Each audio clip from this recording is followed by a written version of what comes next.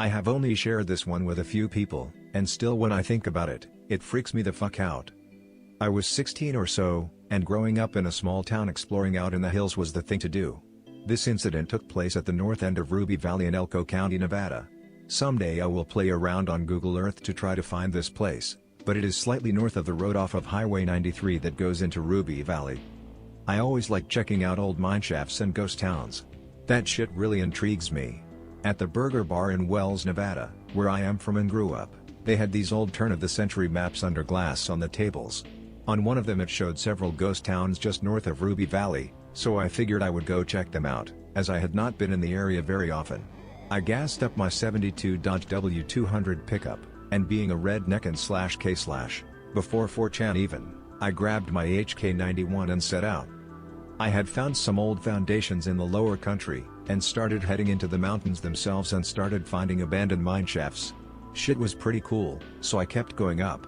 I took this ancient road that was no more than an overgrown cattle path by this point in history, and came upon a tree blocking the road. It was an old pinyon pine about 2 feet in diameter that blocked the road. After the tree the road continued straight for about 200 yards, then hooked right before coming back 180 degrees. Continuing, gonna sketch up some key locations for next post. I parked my truck in front of the tree, and set out on foot. I grabbed my HK91 with 120 round magazine and the rifle, and put 120 round mag in my back left pocket. I always had a rifle with me as I have encountered mountain lions in mine shafts before, and just generally I like to shoot shit. Get up on ridge lines and shoot boulders from a couple hundred yards away. Anyways, as soon as I climbed over the fallen tree I had a fucking creepy feeling as if I was being watched. I continued on for about 200 yards to the point where the road started curving right and gaining elevation, going towards the cabin. At this point I had the realization that not only did I feel like I was being watched, it was also dead fucking quiet out. This was in June or so, as school had just got out. Everywhere you went you could hear those fucking cicadas, but not here. It seemed as soon as I crossed the fallen tree, the mountains were silent. No bugs, no birds, nothing. Deafening silence. As I came up to the turn, there was this big fucking rock. The thing had to be about 15 feet in diameter. You could tell that it used to be on the road, but due to years of erosion, snow and all that shit, it had slid down just slightly off the road. It seemed to be red limestone, or something like that. It stood out since they are not that common in this area. I looked at the rock and you could tell that there were carvings in it at some point in time. Due to weathering though, whatever was carved on it had been worn off. I kept walking up the road, being creeped out like fuck, but I really wanted to check out the old cabin, as it was pretty obvious no one had been here in quite a while. At this point I was probably 3 hours off-road to get to this point. I got up to the cabin, and as far as abandoned houses and cabins in Nevada go, this one was in pretty good shape. All of the glass on the windows was still intact, and there were remnants of curtains behind the windows. By this point there was something in the back of my mind telling me that I should be going. I went in the cabin, and that is where I started to get the feeling that something was off. Most cabins you find out in the middle of nowhere in Nevada are barren. Nothing really left, maybe a bit of broken furniture. This one was completely furnished. Time had taken its toll, but everything was still there. What was left of an old mattress and bedding was still there. There were plates and other cookware throughout the house, along with tattered clothing and personal effects such as a chest, faded pictures and the like. What really creeped me the fuck out was the dinner table. It was set for 4 people. Dinner plate, glasses, and silverware. This was the first cabin I had ever found that was in this condition. It was as if whoever resided here had just up and left everything behind. I felt like I should not be in the cabin, and went outside to see if I could find the mineshaft or anything else. Once I was out the door, I decided to chamber around on my HK91. The sound of me racking around and echoed through the canyon, and broke the silence. As little of a thing as it was, this calmed my nerves very slightly. Directly behind the cabin was a well. It was still intact, and as I got closer, it sounded like there was noise coming from it, like a slight breeze rustling through it. When I got within about 30 feet of it, I started to smell something. It smelled absolutely fucking putrid. Definitely something had died in the well. The smell of decay was heavy in the air, with an acrid copper scent that tore at my nostrils. I did not want to get any closer to the well, and started walking towards the left, where I could see the opening to a mineshaft up on the hill. The closer I got to it, I could start feeling a breeze coming out of it. This is not really uncommon if you have explored mineshafts before, as the breeze could be coming in from another opening for the mine. But the thing was, it was perfectly calm. As far as I could see, there were no trees moving or any signs of wind. As I got closer, another thing that struck me as odd was the breeze coming out of the shaft was hot. Most of the time it is cool, as most mineshafts maintain a constant temperature.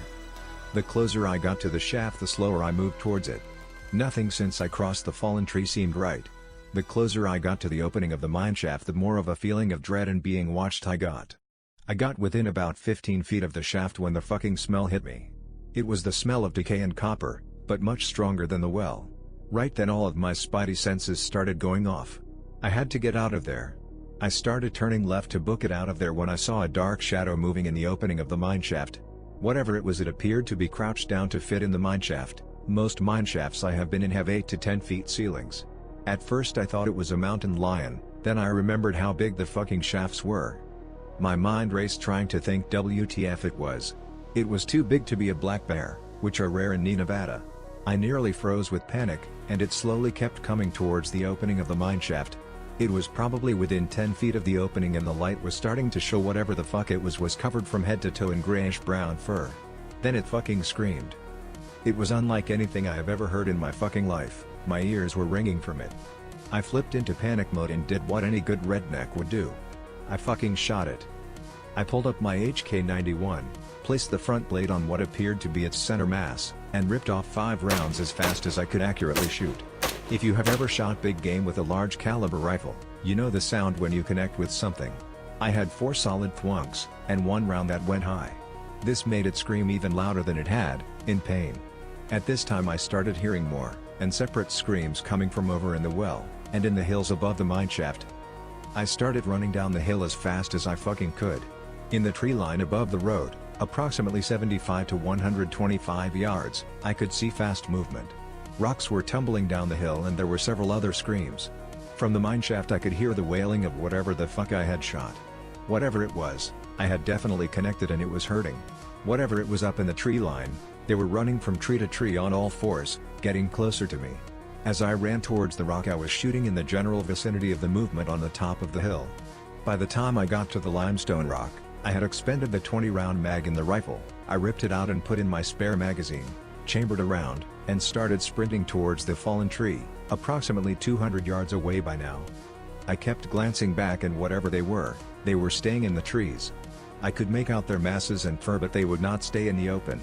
I got back to the fallen tree and ate shit trying to jump over it. I got up off my ass, fired between 12 to 15 rounds at the closest movement which was approximately 50 yards away from now. I heard a few rounds connect and it started screaming louder. Between the screaming and gunshots, my ears were damned near deer. I opened the door of my truck and got the fuck in and started it up as fast as I could.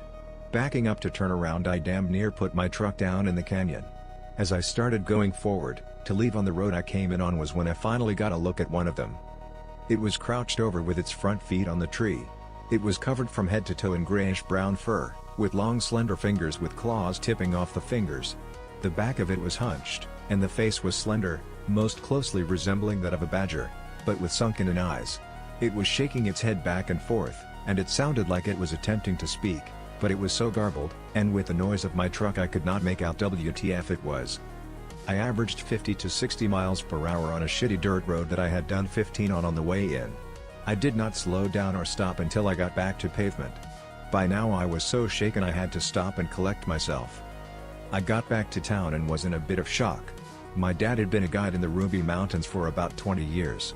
He asked me how my trip went, and where I went. He could tell that I was startled, and asked where I had been. I told him that I had been north of Ruby Valley. He got quiet and asked if I had seen a cabin with a tree fallen over the road. I told him yes.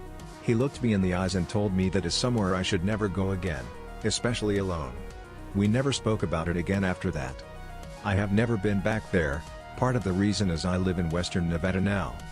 But in the back of my mind there is something that is telling me I should go back.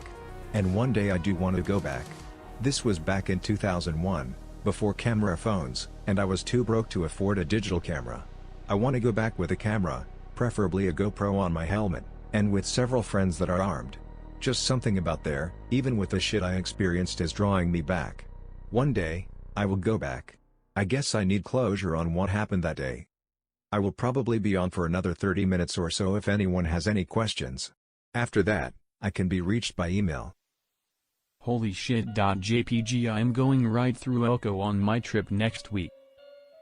You are going to be going through Wells, which is closer to where this happened. Probably about 30-ish miles south as the crow flies from there. After I post everything, I will look on Google Maps and see if I can find this cabin on there. Dry.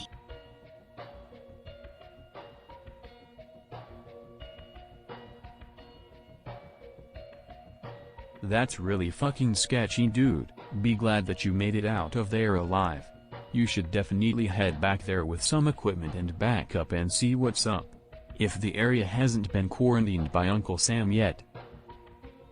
Definitely wanted to make it back out there with at least 4 to 5 people well fucking armed, that is for damn sure. Still to this day it gives me goosebumps thinking about this shit. Well, that's pretty damned freaky.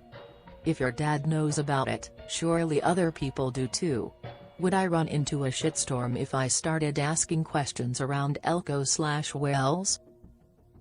I tried researching it a bit a few years past, asking some old timers, and one of them told me a story about the rubies. I will be quick on it.